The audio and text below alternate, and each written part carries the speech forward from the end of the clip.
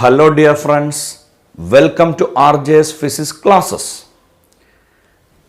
Alternating current AC എന്നുള്ള ചാപ്റ്ററിൻ്റെ ഒരു വീഡിയോ നമ്മൾ ഓൾറെഡി കണ്ടു. അതിൻ്റെ ഇൻട്രൊഡക്ഷൻ പാർട്ട് മാത്രം. ഓക്കെ, ഇനി നമ്മൾ ആ ചാപ്റ്ററിലേക്ക് കയറണം. ആ ചാപ്റ്ററിൽ നമുക്ക് പഠിക്കാനുള്ള കാര്യങ്ങളുടെ ഒരു ഔട്ട്ലൈൻ ആദ്യം തന്നെ തരാം. നമ്മൾക്ക് 3 ഡിവൈസുകൾ പരിചയം ഉള്ളതാണ്. ഓക്കെ, ഒന്ന് റെസിസ്റ്റർ, രണ്ടാമത്തെ ഇൻഡക്ടർ, മൂന്നാമത്തെ കപ്പാസിറ്റർ. ഒന്ന് റെസിസ്റ്റർ, രണ്ടാമത്തെ ഇൻഡക്ടർ, മൂന്നാമത്തെ കപ്പാസിറ്റർ. ഈ 3 സർക്യൂട്ടിലൂടെയും AC കണക്ട് ചെയ്താൽ വോൾട്ടേജും കറണ്ടും തമ്മിൽ എന്തെങ്കിലും ആംഗിൾ ഉണ്ടാവുമോ? ഉണ്ടെങ്കിൽ അതെത്രയാണ്? ഇനി ഏതാണ് മുന്നിൽ ഏതാണ് പിന്നിൽ, അത് കാണിക്കാനുള്ള ഫേസർ ഡയഗ്രാം എങ്ങനെയാണ്? ഈ കാര്യങ്ങളാണ് ഇനി നമുക്ക് പറയാനുള്ളത്. ഓക്കെ, ആ ഏരിയാസ് ആണ് ഇനി നമ്മളുടെ മാറ്റർ ഓഫ് ഡിസ്കഷൻ. ഓക്കെ, ബുക്കും പെന്നും എടുത്തില്ലേ? എഴുതാൻ റെഡി ആയിട്ടാവും ഇരിക്കണമെന്ന് പ്രതീക്ഷിക്കണം. AC through resistor, AC through inductor, AC through capacitor. ഈ 3 ഏരിയകളിലൂടെ നമുക്ക് സഞ്ചരിക്കാം. AC through resistor, AC through inductor, AC through capacitor. ഈ 3 ഏരിയാസും കൃത്യമായിട്ട് എക്സ്പ്ലെയിൻ ചെയ്യാൻ നമ്മളൊരു ടൂൾ കിറ്റ് പ്രൊഡ്യൂസ് ചെയ്യാം. ഓക്കെ, ആ ടൂൾ കിറ്റ് ഇങ്ങനെയാണ്. ഒരു റെസിസ്റ്ററിൻ്റെ കേസിലാണെങ്കിൽ I equal to E by R. Okay, I equal to E by R. ഇൻഡക്ടറിൻ്റെ കേസിൽ E equal to L into DI by DT. Then integral sin omega t dt. It is minus cos omega t by omega. Minus cos omega t by omega. Minus cos omega T എന്ന് പറഞ്ഞാൽ sine omega T minus pi by 2. Okay, then Q equal to C E. I എന്ന് പറഞ്ഞാൽ D Q by D T. D by D T of sine omega T. It is omega cos omega T. Cos omega T എന്ന് പറഞ്ഞാൽ sine omega T plus pi by 2. ഇത്രയാണ് നമ്മളുടെ tool കിറ്റിലെ അംഗങ്ങൾ. Okay, ഇത്രയും ideas അല്ലെങ്കിൽ ഇത്രയും equations ഉണ്ടെങ്കിൽ AC through resistor, AC through inductor, AC through capacitor നമുക്ക് ഈസി ആയിട്ട് കിട്ടും. ഓക്കെ, സോ തുടങ്ങാലോ. ഈ യാത്രയ്ക്ക് റെഡി ആയിട്ടുണ്ടാവും എന്ന് പ്രതീക്ഷിക്കണം. Okay, first one AC through resistor. AC through resistor. Okay, ഒരു റെസിസ്റ്ററിന് അക്രോസ് നമ്മൾ AC വോൾട്ടേജ് അപ്ലൈ ചെയ്യണം. ഒരു റെസിസ്റ്ററിന് അക്രോസ് നമ്മളൊരു AC വോൾട്ടേജ് അപ്ലൈ ചെയ്യണം. വോൾട്ടേജിൻ്റെ ഇക്വേഷൻ നമുക്കറിയാം. E equal to E0 sine omega T. ഇതാണ് നമ്മൾ അപ്ലൈ ചെയ്യണ വോൾട്ടേജ്. ഈ ടോപ്പിക്കിൽ നമ്മൾ ഡീൽ ചെയ്യണത് ഒരു ഡിവൈസിന് across AC voltage E0 sine omega t apply ചെയ്യും. അങ്ങനെ അപ്ലൈ ചെയ്തിട്ട് അവിടെയുള്ള കറണ്ട് കണ്ടുപിടിക്കും. ആ കറണ്ട് സൈൻ ഫംഗ്ഷന് തന്നെ വരണം നമുക്ക് നിർബന്ധമാണ്. ഓക്കെ, ആ കറണ്ട് സൈൻ ഫംഗ്ഷന് തന്നെ വരണം, അത് നമുക്ക് നിർബന്ധമാണ്. പറഞ്ഞ ഐഡിയ ക്ലിയർ അല്ലേ? പ്രശ്നങ്ങളൊന്നുമില്ലല്ലോ. ഓക്കെ, സോ നമുക്ക് തന്ന voltage E equal to E0 sine omega T. ഈ തന്ന വോൾട്ടേജും ഈ തന്ന റെസിസ്റ്റൻസും ഉപയോഗിച്ചിട്ട് കറണ്ട് കണ്ടുപിടിക്കാനുള്ള ഇക്വേഷൻ ഏതാണ്? In the case of resistance, വോൾട്ടേജും കറണ്ടും തമ്മിൽ കണക്ട് ചെയ്യുന്ന relation nothing but Ohm's law. V equal to IR I equal to V by R. ഇവിടെ V എന്നുള്ളതിന് പകരം നമ്മൾ കൊടുക്കുന്ന ടേം E എന്നാണ്. Okay, so I equal to E by R. ഇക്ക് പകരം ഈ വാല്യൂ കൊടുക്കുമ്പോൾ E0 sin omega t divided by R. Voltage സൈനിലാണ്, കറണ്ടും സൈനിലാണ്, നോ പ്രോബ്ലം. ഇതിൻ്റെ മാക്സിമം വാല്യൂവിനെ നമുക്ക് I0 എന്ന് എഴുതാം. It is E0 by R. അപ്പോൾ E0 by Rന് പകരം എന്ത് കൊടുക്കാം? I0 കൊടുക്കാം. I equal to I0 sin omega t. ഇതാണ് നമ്മളുടെ കറണ്ട്, ഇതാണ് നമ്മളുടെ വോൾട്ടേജ്. ഓക്കെ, ഇത് കറണ്ടാണ്, ആദ്യത്തെ വോൾട്ടേജാണ്. രണ്ടിലും ഒരേ ആംഗിളാണ് വന്നത്. Omega T means there is no lagging, no leading. They are in same phase. Okay, so in the case of resistor, voltage and current are in same phase, or no phase difference between voltage and current. There is no phase difference between voltage and current. Okay, അപ്പോൾ ഇങ്ങനെയാണ് നമ്മളുടെ കറണ്ടിൻ്റെ equation വന്നതെങ്കിൽ, അല്ലെങ്കിൽ കറണ്ടിൻ്റെ graph വന്നതെങ്കിൽ, വോൾട്ടേജിൻ്റെ graph എങ്ങനെ വരാൻ ചോദിച്ചാൽ എന്തായിരിക്കും നമ്മൾ answer പറയുക? വോൾട്ടേജിൻ്റെ ഗ്രാഫ് വരിക അതേ ഡിറക്ഷനിലാണ്, ഇ ആർ എന്ന് പറഞ്ഞാൽ I into R, current into resistance. Okay, ഇതാണ് phasor diagram. The graph indicating angle between voltage and current. അതിനെയാണ് എന്ത് വിളിക്കുക? ഫേസർ ഡയഗ്രാം എന്ന് വിളിക്കാം. The graph indicating the angle between voltage and current is called phasor diagram. സംശയമില്ലല്ലോ. ഇനി ഇതിനെ graphically represent ചെയ്യുകയാണെങ്കിൽ, ഇതാണ് വോൾട്ടേജിൻ്റെ ഗ്രാഫ് എങ്കിൽ, ഓക്കെ, കറണ്ടിൻ്റെ ഗ്രാഫ് വരിക ഇങ്ങനായിരിക്കും.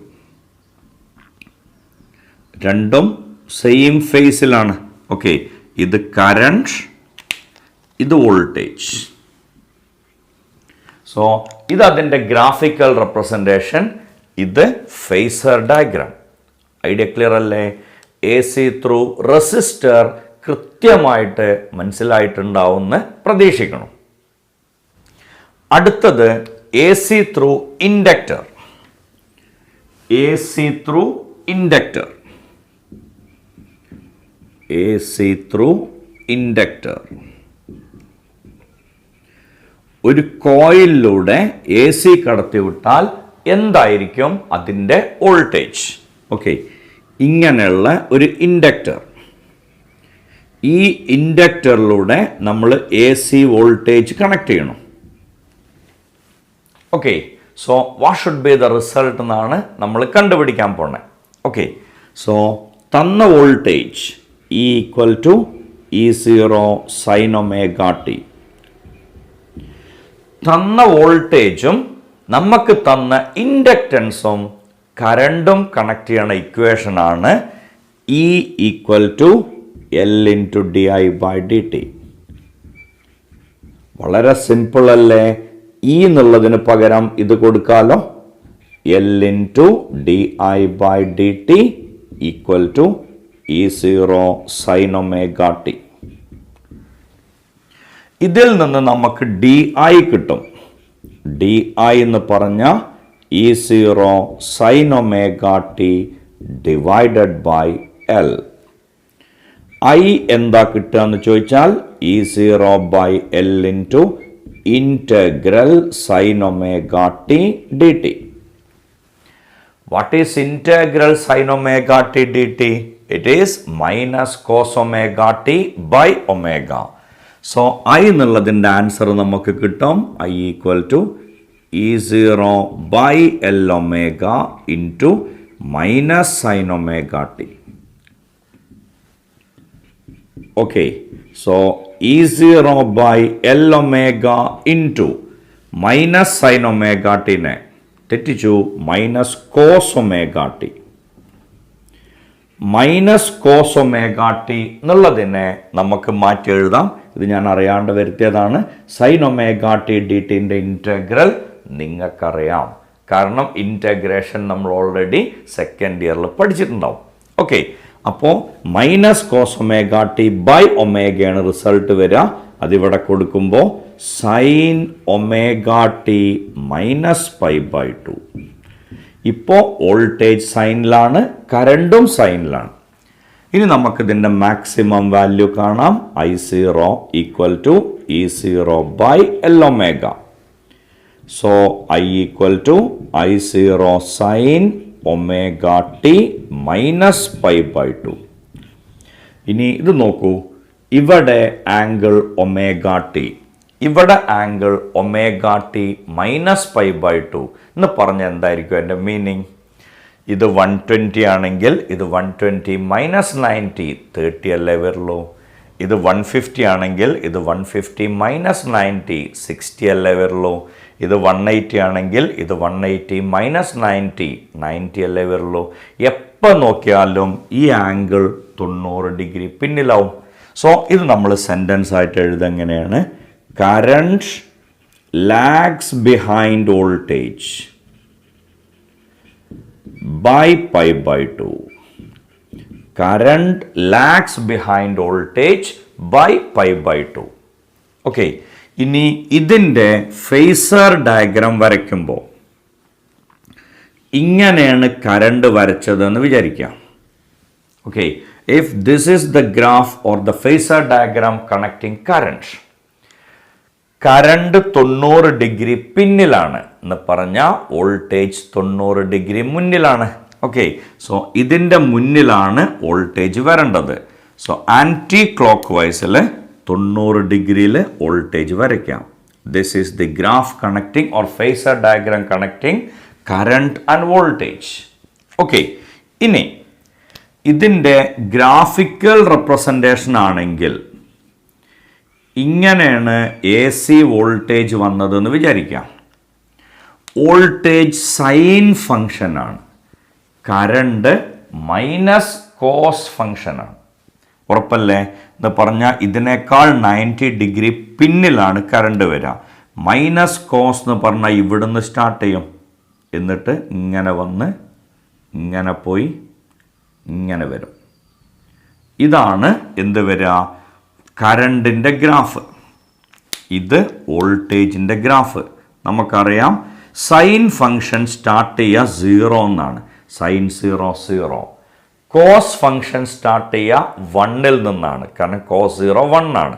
മൈനസ് കോസ് ആവുമ്പോൾ അത് എവിടുന്ന സ്റ്റാർട്ട് ചെയ്യുക? -1 എന്ന് സ്റ്റാർട്ട് ചെയ്യും, പിന്നെ സൈൻ വേവ് പോലെ തന്നെ വർക്ക് ചെയ്യും. Okay, cosine wave. Idea clear ആയില്ലേ? ഇനി അതിൽ ഒരു ഫാക്ടറും കൂടി നമുക്ക് പറയാനുണ്ട്. ആ ഫാക്ടർ ഏതാണെന്ന് ചോദിച്ചാൽ I0 എന്ന് പറയണത് E0 ബൈ L ഒമേഗയാണ്. സോ അതിൽ നിന്ന് നമുക്ക് E0 ബൈ I0 കിട്ടും. It is L omega. E0 എന്ന് പറഞ്ഞ വോൾട്ടേജ്, I0 എന്ന് പറഞ്ഞ കറണ്ട്. E0 ബൈ I0 എന്ന് പറഞ്ഞ voltage by current. It is actually the resistance offered by the inductor. പക്ഷേ റെസിസ്റ്റൻസ് എന്ന് പറയുന്നത് റെസിസ്റ്ററിന് മാത്രമാണ്. ഇൻഡക്ടറിൻ്റെ റെസിസ്റ്റൻസിനെ വിളിക്കണ പേര് ഇൻഡക്റ്റീവ് റിയാക്റ്റൻസ് എന്നാണ്. It is L omega. Omega എന്ന് പറഞ്ഞാൽ 2πf ആണ്. So inductive reactance XL is equal to 2πfL. റിയാക്റ്റൻസും റെസിസ്റ്റൻസും തമ്മിലുള്ള വ്യത്യാസം എന്താണെന്ന് ചോദിച്ചാൽ, ഏത് ഫ്രീക്വൻസിയുള്ള സപ്ലൈ കൊടുത്താലും റെസിസ്റ്റൻസിൻ്റെ വാല്യൂ സെയിം ആവും. പക്ഷേ ഫ്രീക്വൻസി മാറുന്നതിനനുസരിച്ചിട്ട് റിയാക്റ്റൻസ് മാറിക്കൊണ്ടേയിരിക്കും. Reactance changes with frequency and resistance is independent of frequency. 220 volt AC കൊടുത്താലും 220 വോൾട്ട് DC കൊടുത്താലും റെസിസ്റ്റൻസ് ഒരേപോലെ ബിഹേവ് ചെയ്യും. അതേസമയം ഇൻഡക്റ്റൻസ് എന്ന് പറയണത് നമ്മൾ DC കൊടുത്തതെങ്കിൽ ഫ്രീക്വൻസി 0 ആണ്. മൂപ്പര് ഒരു റെസിസ്റ്റൻസ് ഓഫർ ചെയ്യില്ല. എന്ന് പറഞ്ഞാൽ ഡി സിനെ സുഖമായിട്ട് കടത്തിവിടും. എ സിൻ്റെ ഫ്രീക്വൻസി കൂടുതലാണ്, എ സിനെ ബ്ലോക്ക് ചെയ്യും. ഓക്കെ, എ സിനെ ബ്ലോക്ക് ചെയ്യും, ഡി സിനെ കടത്തിവിടും. അതാണ് ഇൻഡക്ടറിൻ്റെ ഫങ്ഷൻ. പറഞ്ഞ ഐഡിയ ക്ലിയർ അല്ലേ? Inductive reactance is a resistance offered by an inductor across A C. Okay, A സിക്ക് അക്രോസ് ഇൻഡക്ടർ ഉണ്ടാക്കിയ റെസിസ്റ്റൻസിനാണ് എന്ത് വിളിക്കുക? ഇൻഡക്റ്റീവ് റിയാക്ടൻസ്. സ്വാഭാവികമായിട്ടും അതിൻ്റെ യൂണിറ്റ് എന്താ വരിക? ഓം. ഓം ആയിരിക്കും ഇൻഡക്റ്റീവ് റിയാക്ടൻസിൻ്റെ യൂണിറ്റ്. Got it? സംശയങ്ങളൊന്നുമില്ലല്ലോ. ഓക്കെ, ഇതിൻ്റെ ഗ്രാഫ് വരയ്ക്കാൻ പറഞ്ഞാൽ ആ ഗ്രാഫ് ഇങ്ങനെ ആവില്ലേ വരിക? ഇൻഡക്റ്റീവ് റിയാക്ടൻസും റെസിസ്റ്റൻസും, ഫ്രീക്വൻസി, ഇതായിരിക്കും ഗ്രാഫ്. കാരണം XL is 2πfL, XL is proportional to F. അപ്പോൾ ഗ്രാഫ് വരിക ഈ രീതിയിലാണ്. ഓക്കെ, പറഞ്ഞ ഐഡിയ ക്ലിയർ അല്ലേ? പ്രശ്നങ്ങളൊന്നുമില്ലല്ലോ പറഞ്ഞതിൽ? ഓക്കെ, ഓൾട്ടർനേറ്റിംഗ് കറണ്ട് എന്നുള്ള പാർട്ടിൽ A C through inductor, A C through resistor, ഈ രണ്ട് പാർട്ടും നിങ്ങളുടെ ബ്രെയിനിലേക്ക് വ്യക്തമായിട്ട് കയറിയിട്ടുണ്ടാവും എന്ന് പ്രതീക്ഷിക്കണം. ഓക്കെ, അടുത്തത് A C through capacitor. A C through capacitor.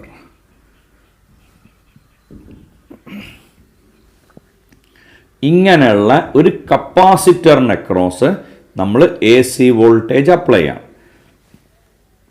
തന്ന voltage E0 sin omega t. ഇതും കറണ്ടും കപ്പാസിറ്റൻസും കണക്ട് ചെയ്യണ ഇക്വേഷൻ ഇല്ല. സ്വാഭാവികമായിട്ടും ആദ്യം ചാർജ് കണ്ടുപിടിക്കണം.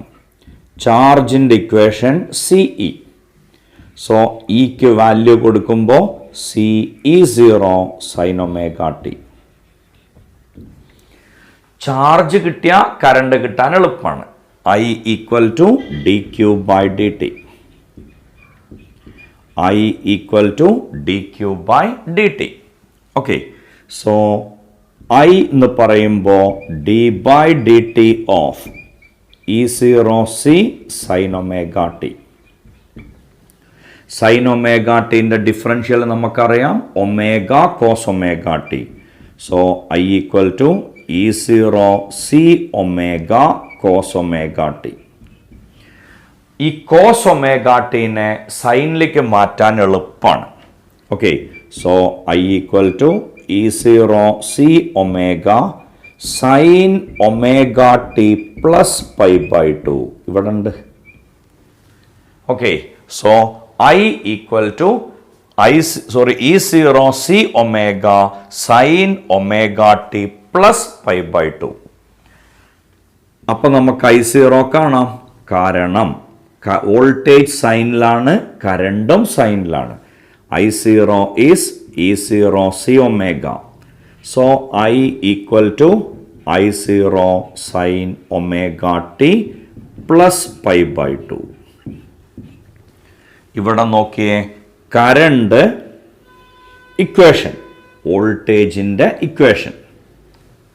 ഓക്കെ, ഇനി ഇവിടുത്തെ ആംഗിൾ ഒമേഗ ടി, ഇവിടുത്തെ angle omega T plus pi by 2. Okay, ഇവിടുത്തെ ആംഗിൾ ഒമേഗ ടി, ഇവിടുത്തെ angle omega T plus pi by 2 എന്ന് പറഞ്ഞാൽ current leads voltage by pi by 2. Current leads voltage by pi by 2. ഇതിൻ്റെ phasor diagram നമ്മൾ വരയ്ക്കുകയാണെങ്കിൽ ഇതാണ് കറണ്ടിൻ്റെ equation, graph എന്ന് വിചാരിച്ചോളൂ, or phasor diagram എന്ന് വിചാരിച്ചോളൂ. ഓക്കെ, കറണ്ട് 90 ഡിഗ്രി മുന്നിലാണ്, അപ്പോൾ വോൾട്ടേജ് 90 ഡിഗ്രി പിന്നിലാവണ്ടേ? സോ ഇങ്ങനെ വരും. ഇതാണ് വോൾട്ടേജിൻ്റെ ഗ്രാഫ് വരിക. അത് കപ്പാസിറ്ററിൻ്റെ കൊണ്ട് നമ്മളതിനെന്ത് വിളിക്കുകയാണ്? EC എന്ന് വിളിക്കുകയാണ്.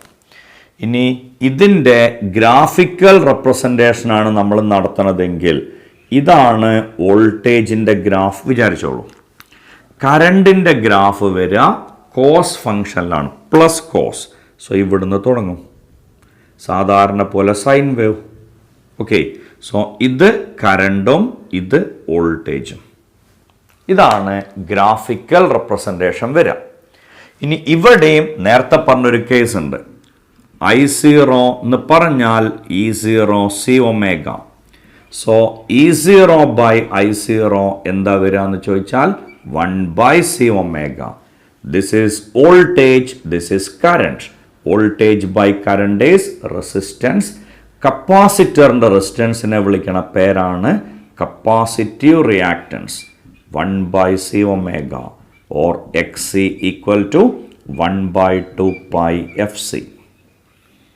ഇനി ഇതിൻ്റെ സ്പെഷ്യാലിറ്റി നോക്കൂ. ഫ്രീക്വൻസി മാറുന്നതിനനുസരിച്ചിട്ട് കപ്പാസിറ്റീവ് റിയാക്റ്റൻസ് മാറിക്കൊണ്ടിരിക്കും. ഓക്കെ, സോ ഇതിൻ്റെ എക്സിയും എഫും തമ്മിലുള്ള ഗ്രാഫ് വരയ്ക്കുകയാണെങ്കിൽ ഇങ്ങനെയാണ് വരിക. കാരണം ഇറ്റ് ഈസ് ഇൻവേഴ്സ്ലി പ്രൊപ്പോർഷണൽ. ഇതും ഫ്രീക്വൻസിക്ക് അനുസരിച്ച് മാറിക്കൊണ്ടിരിക്കും. ഡി സി ആണ് കൊടുത്തതെങ്കിൽ ഡി സിൻ്റെ ഫ്രീക്വൻസി 0 ആണ്. സോ ഡി സിക്ക് ഇയാൾ ഹൈ റെസിസ്റ്റൻസ് ഓഫർ ചെയ്യും.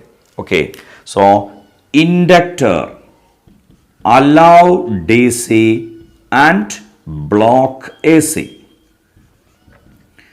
Capacitor allow AC and block DC. പണ്ടൊരിക്കൽ ഒരു എന്താണ് പറയുക, ട്രോള് പോലെ ഒരു വീഡിയോ ഉണ്ടാക്കിയിരുന്നു. ഏതോ ഒരു മഹാൻ ഒരു വീഡിയോ ഉണ്ടാക്കിയിരുന്നു.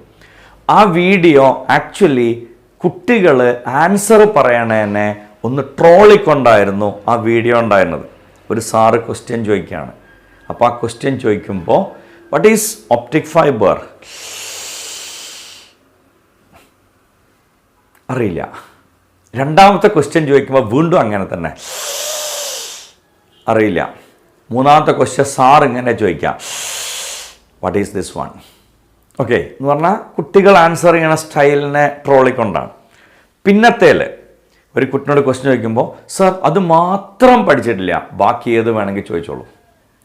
അടുത്ത ചോദ്യത്തിനും അതന്നെ ഉത്തരം പറയും. മൂന്നാമത്തെ കുട്ടിനോട് ചോദ്യം ചോദിക്കുമ്പോൾ what is optic fibre. Optic fiber is a special type of fiber.